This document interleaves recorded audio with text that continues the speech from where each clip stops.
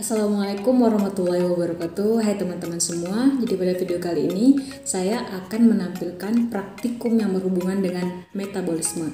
Nah, metabolisme ini adalah materi biologi kelas 12, di mana metabolisme merupakan keseluruhan reaksi kimia yang ada di tubuh yang mendukung organisme agar tetap hidup. Metabolisme ini dibagi menjadi dua, ada katabolisme dan ada anabolisme. Katabolisme merupakan perombakan senyawa kompleks menjadi senyawa-senyawa yang lebih sederhana sehingga mudah digunakan atau diproses oleh tubuh itu sendiri. Nah, katabolisme ini bisa menghasilkan energi sehingga disebut juga sebagai reaksi atau kata lainnya itu reaksi eksergonik. Pembentukan energi di dalam tubuh organisme salah satunya dapat terjadi melalui katabolisme karbohidrat yang terdiri atas dua. Yang pertama adalah respirasi aerob dan yang kedua respirasi anaerob. Apa beda kedua ini? Jadi kalau respirasi aerob adalah respirasi yang menggunakan oksigen tentunya dari udara. Sedangkan kalau respirasi anaerob adalah respirasi yang tidak memerlukan oksigen. Nah, praktikum kita kali ini akan fokus kepada respirasi anaerob. Jadi respirasi anaerob ini disebut juga dengan reaksi fermentasi. Ada dua jenis reaksi fermentasi, ada fermentasi alkohol dan ada fermentasi asam laktat. Nah, kita akan fokus kepada fermentasi alkohol.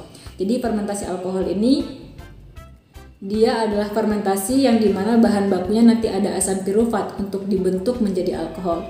Tapi di sini praktikum kita nanti kita akan menggunakan gula, kemudian kita akan menggunakan permifan. Di dalam permifan ada khamir di situ. Ada ragi, Saccharomyces cerevisiae biasanya atau Saccharomyces sp. Itu biasanya ragi yang berperan di dalam fermentasi. Nah, kemudian setelah itu kita akan menggunakan botol, ada juga menggunakan balon dan menggunakan plastisin kalau memungkinkan supaya udara nggak bisa keluar masuk. Jadi nanti praktikum ini tujuannya kita nanti akan melihat benar nggak sih di dalam fermentasi itu dihasilkan karbon dioksida juga. Nah, kalau misalkan benar nanti maka balonnya akan membesar. Nah, kalau misalkan enggak maka balonnya itu tidak akan membesar. So, kita saksikan nanti praktikumnya seperti apa.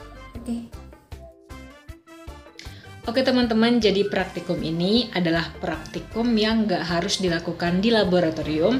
Di rumah pun kalian bisa lakukan dengan alat-alat yang sederhana, dengan bahan-bahan yang sederhana. Jadi alat dan bahan yang kita butuhkan di sini adalah balon, kemudian permifan atau ragi, kemudian di sini ada gula, lalu kita butuh air hangat, kemudian karet untuk mengikat supaya nanti betul-betul ke botol itu nggak masuk udara, karena kita harus mengkondisikan respirasi ini benar-benar dalam keadaan respirasi anaerob atau yang nggak membutuhkan oksigen, jadi nggak boleh ada udara masuk ke dalam botol.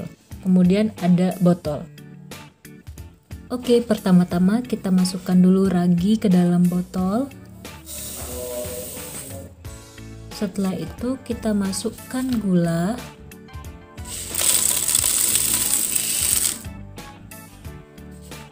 dan kemudian kita isi dengan air.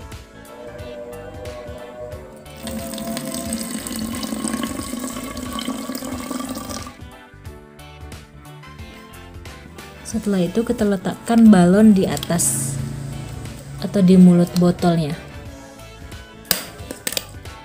Oke.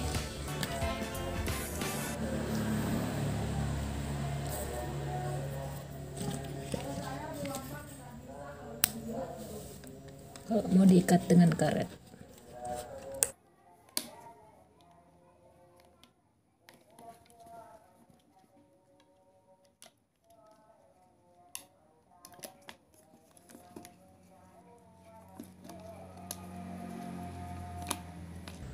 Nah, setelah itu kita kocok dulu sebentar.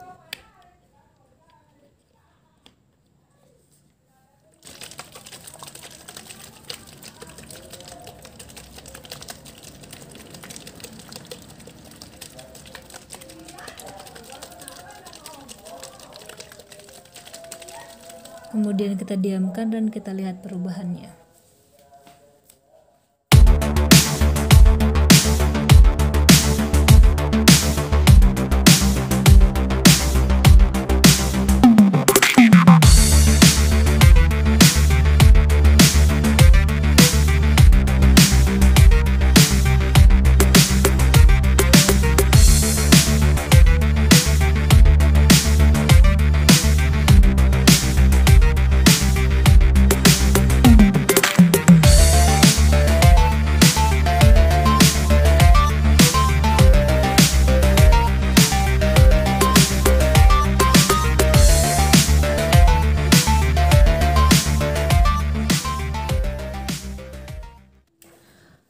Jadi tadi kalian sudah menyaksikan bagaimana balon yang tadinya kempes menjadi mengembang karena adanya gas karbon dioksida di dalam botol yang merupakan hasil dari proses fermentasi. Nah, sebetulnya ada 3 yang saya coba, kalian bisa lihat. Nah, yang ini.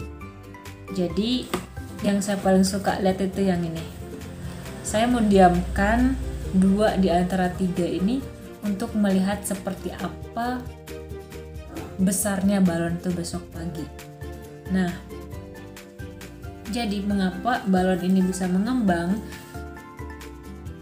Ketika ada proses fermentasi, kita tahu bahwa fermentasi alkohol itu melepaskan CO2, karbon dioksida, untuk kemudian hasil akhir dari proses fermentasi itu adalah alkohol atau etanol. Nah, adanya CO2, gas CO2 itu kan mau keluar dari botol, cuman karena ada balon jadi dia menyebabkan balon itu mengembang. Karena gas-gas itu kan umumnya biasanya seperti itu, sama kayak kita misalkan meniup balon tuh, itu adalah CO2 yang kita hembuskan dan itu menyebabkan balon tersebut mengembang. Nah, kemudian adanya etanol itu bisa kita buktikan dengan aroma dari hasil fermentasi ini. Biasanya dia agak menyengat. Kalau menyengat itu berarti dia ada etanolnya. Ada ciri khas bau etanol, dan bagi kalian yang mungkin terbiasa mencium alkohol yang ada di lab mungkin tahu seperti apa menyengatnya bau alkohol tersebut. Wow, CO2-nya langsung ini nih, ada gasnya. Baunya menyengat, itu menandakan ada alkohol yang dibentuk. Nah, besok kita akan saksikan bagaimana besar balon yang 2 ini. Saya baca di internet, bukan baca, saya nonton di internet ada yang bisa 1 menit langsung mengembang. Cuman saya masih ragu, kenapa? Karena dari beberapa yang saya coba itu, mulai dari air yang sangat panas, air yang cukup panas, sampai yang kurang panas itu di menit 1 tuh nggak ada yang langsung mengembang. Biasanya di 30 atau 1 jam pertama itu baru dia kelihatan mengembang. Saya kurang tahu, mungkin ada yang punya referensi bagaimana supaya balon ini cepat mengembang. Silakan kalau misalkan kalian ada saran, bisa ketik di kolom komentar yang ada di bawah. Dan saya ingin menguji, kalau misalkan ada waktu nanti saya pengen melihat bagaimana perbedaan antara menggunakan air hangat, air dingin, dan air yang mendidih. Soalnya ini berhubungan dengan kerja enzim. Kenapa kita mengambil air hangat di sini? Karena enzim itu bekerja pada suhu yang optimum. Dia punya suhu optimum untuk bekerja. Kalau misalkan suhunya terlalu dingin, maka si enzim itu nggak bisa bekerja dengan cepat. Nah, kalau misalkan dia kerjanya pada suhu yang sangat panas, enzim itu bisa rusak sehingga nggak bisa berfungsi sebagaimana mestinya.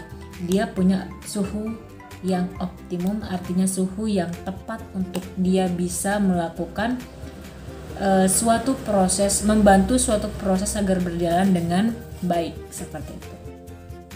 Oke, sekian untuk hari ini. Semoga ada manfaatnya. Dan ini untuk siswa saya ya, siswa kelas 12. Silahkan nanti kalian coba di rumah masing-masing dan kalian laporkan hasil pekerjaan kalian. Terima kasih. Assalamualaikum warahmatullahi wabarakatuh. Bye-bye.